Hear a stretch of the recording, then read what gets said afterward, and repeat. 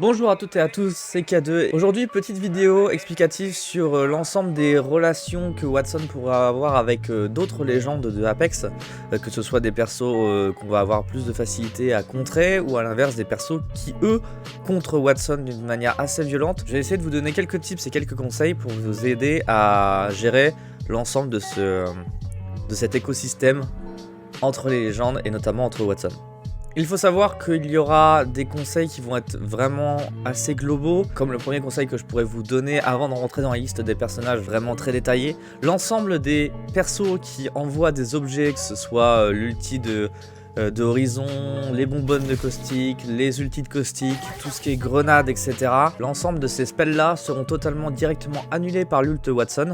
C'est pour ça que je vous conseille souvent dans mes vidéos d'avoir pas mal d'accélérants d'ultime, notamment en fin de game, parce que ça permet vraiment de counter vraiment plein de situations et de vous sauver de plein de situations qui peuvent être vraiment compliquées.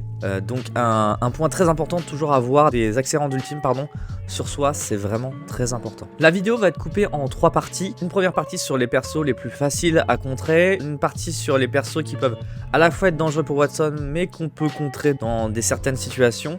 Et le troisième point va être sur les persos qui sont vraiment dangereux quand vous êtes main Watson, mais ça on verra ça du coup à la fin.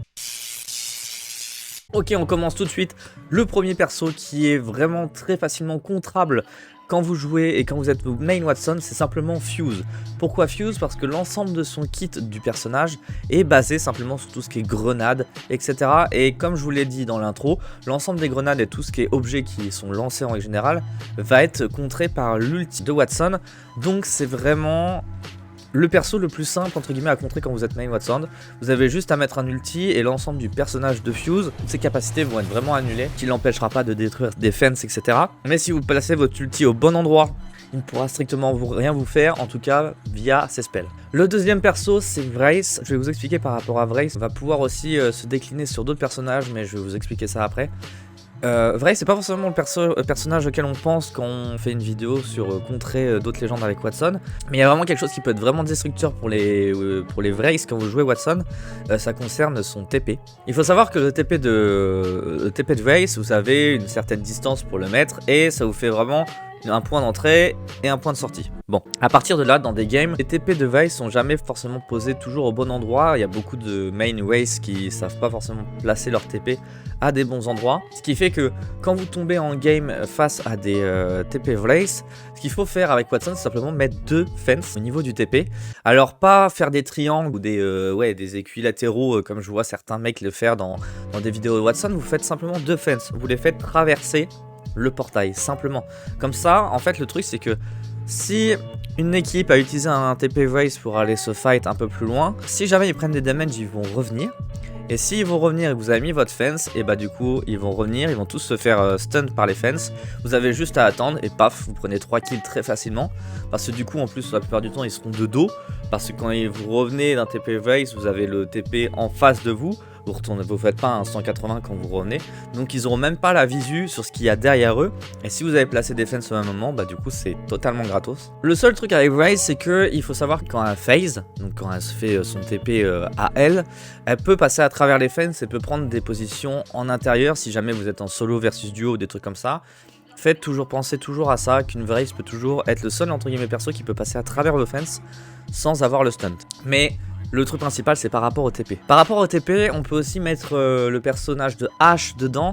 Alors c'est un petit peu plus compliqué avec H parce que le timing du TP est vraiment plus compliqué à avoir. Il faut vraiment être bien placé. Mais même chose, hein, le TP H, vous mettez une fence au milieu, vraiment en plein milieu. Ils vont tous arriver dans le TP, ils vont tous se faire stun, vous avez juste à attendre. Vous prenez les 3 et c'est très rapide.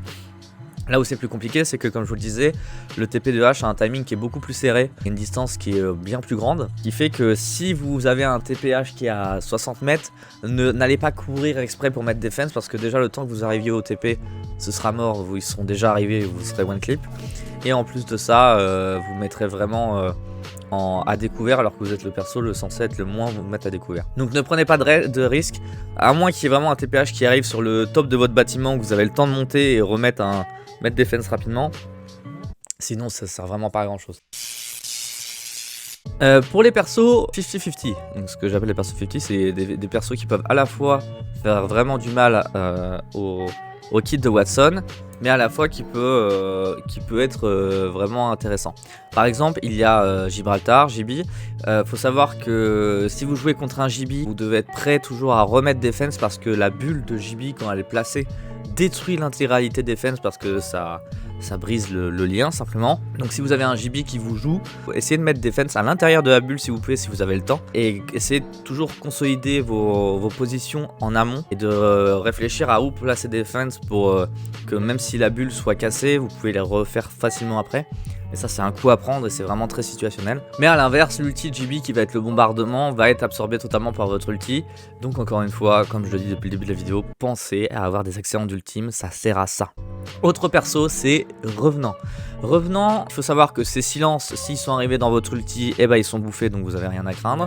Et bon, l'ulti de Revenant qui permet de partir en amont avec un petit peu plus de vie et revenir après si vous faites down. Il faut que vous vous disiez que s'il y a un Revenant qui vous push, il peut détruire l'ensemble de vos fences et de votre ulti parce qu'ils ont entre guillemets une seconde vie, donc ils en ont rien à faire de perdre leur première vie.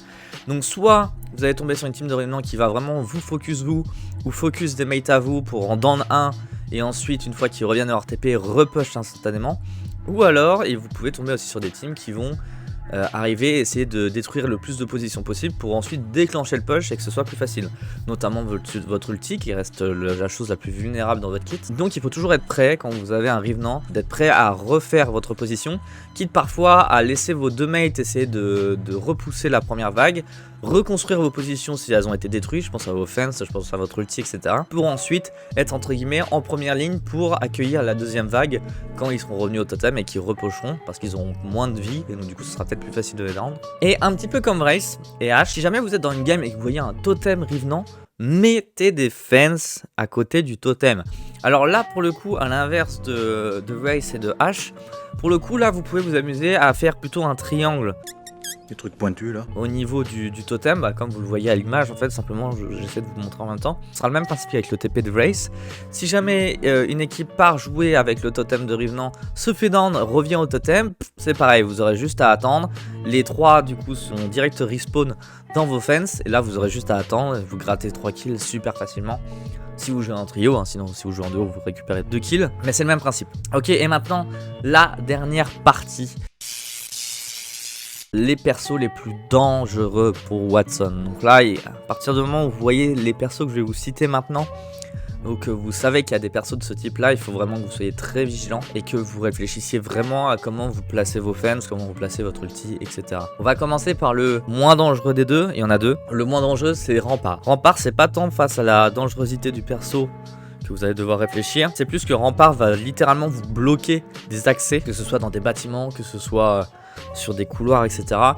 Rempart peut vraiment totalement vous bousiller votre gameplay et votre stratégie de fence de par ces murs simplement qui sont pas incassables mais qui sont vraiment problématiques parce qu'ils vont vous demander vraiment beaucoup de ressources pour les détruire et qu'elle peut en mettre vraiment à la chaîne, donc ça peut être vraiment compliqué. Donc si vous jouez face à une team Rempart, l'idéal c'est de toujours de toute façon rester le plus à couvert possible ou alors d'essayer de la push instant pour qu'elle puisse le moins mettre de murs possible. Mais là où c'est vraiment compliqué c'est son ulti, donc c'est Sheila qui peut littéralement détruire votre ulti en même pas 3 secondes, en un quart de chargeur. Donc dans tous les cas, même réflexion pour l'ensemble des légendes que vous jouez, si vous tombez face à une Sheila, soit il faut que vous focussiez à 3 dessus pour la down le plus rapidement possible, soit il faut rester le plus à couvert possible, que ce soit Watson ou que ce soit un autre perso que vous jouiez, c'est exactement la même chose, à part si vous avez JB, etc. Mais on n'est pas sur cette situation là.